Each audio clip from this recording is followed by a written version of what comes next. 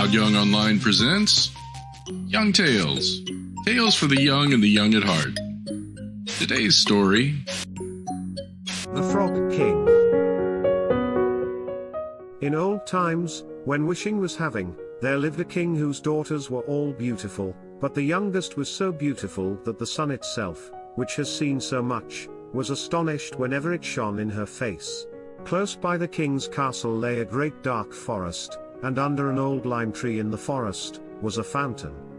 When the day was very warm, the princess went out into the forest and sat down by the side of the cool fountain, and when she was bored she took her favorite toy, a golden ball, and threw it up in the air and caught it. Now, it so happened one day, the princess's golden ball did not fall into the little hand which she was holding up for it, but onto the ground, and rolled straight into the water. She followed it with her eyes as it vanished deep, deep to the bottom of the well until it could not be seen. On this she began to cry, and cried louder and louder, and could not be comforted.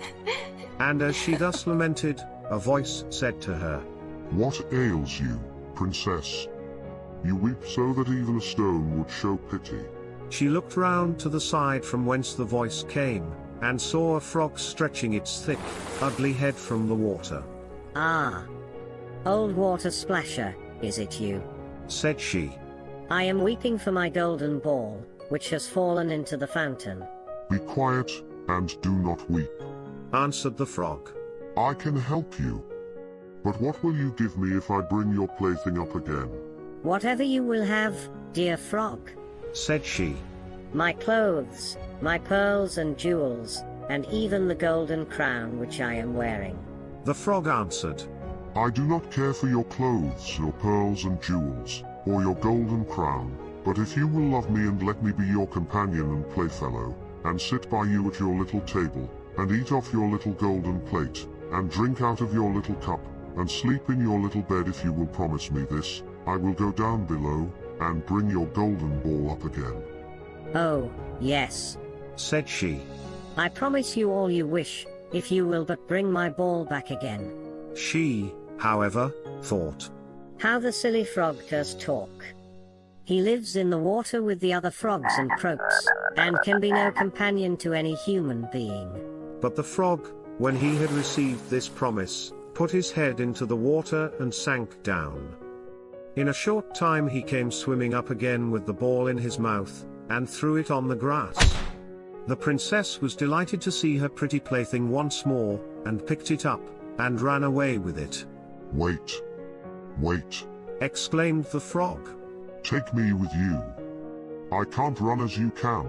But what did it avail him to scream his croak, croak, after her, as loudly as he could? She did not listen to it, but ran home and soon forgot the poor frog, who was forced to go back into his fountain again.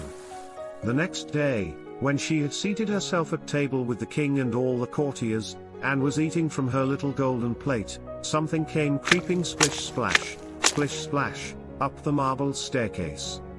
When it got to the top, it knocked at the door, and cried, "Princess, youngest, open the door." She ran to see who was outside, but when she opened the door, there sat the frog in front of it.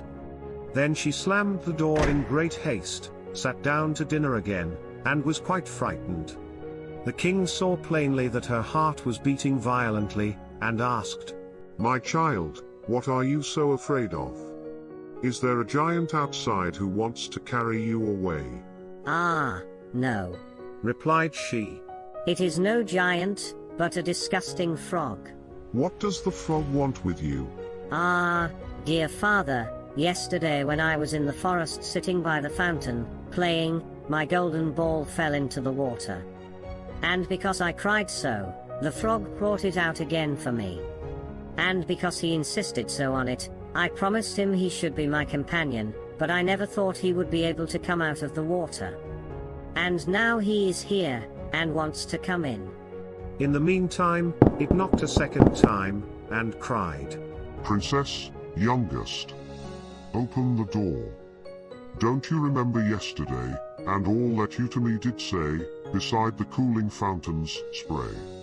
King's daughter, youngest, open to me." Then, said the king. "That which you have promised you must perform. Go and let him in." She went and opened the door, and the frog hopped in and followed her, step by step, to her chair. There he sat still and cried. "Lift me up beside you." She delayed, until at last the king commanded her to do it. When the frog was once on the chair, he wanted to be on the table, and when he was on the table, he said, "Now, push your little golden plate nearer to me that we may eat together." She did this, but it was easy to see that she did not do it willingly. The frog enjoyed what he ate, but almost every mouthful she took choked her. At length he said, "I have eaten and am satisfied. Now I am tired. Carry me into your little room and make your little silken bed ready, and we will both lie down and go to sleep." The princess began to cry, for she was afraid of the cold frog, which she did not like to touch, and which was now to sleep in her pretty, clean little bed. But the king grew angry and said, "He who helped you when you were in trouble, ought not afterward to be despised." So she took hold of the frog with 2 fingers, carried him upstairs, and put him in a corner.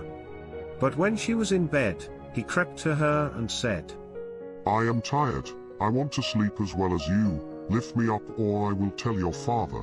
Then she was terribly angry, and took him up and threw him with all her might against the wall. "Now, you will be quiet, odious frog," said she. But when he fell down, he was no frog but a prince with beautiful kind eyes. Boing! He, by her father's will, was now her dear companion and husband.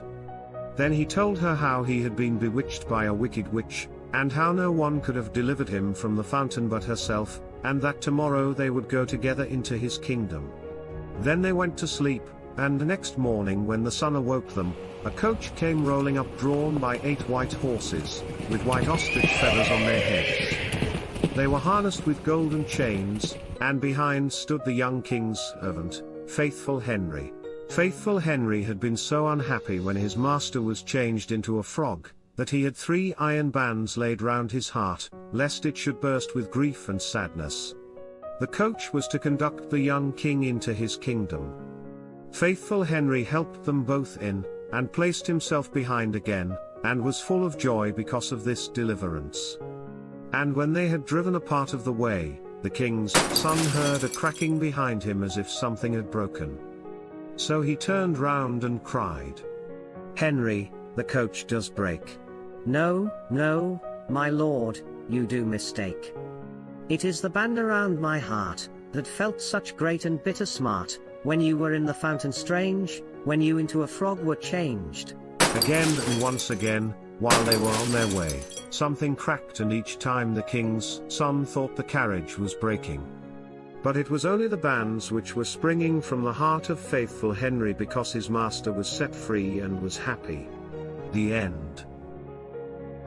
The Frog King or Iron Henry from Grimm's Fairy Tales, originally published in 1922 by the Penn Publishing Company, Philadelphia, edited by Francis Jenkins Olcott. Downloaded from Project Gutenberg and part of the public domain. Updated by Todd Young from ToddYoungONLINE, ToddYoungOnline.com, 2023. Young Tales is produced and narrated by Todd Young from Todd Young Online.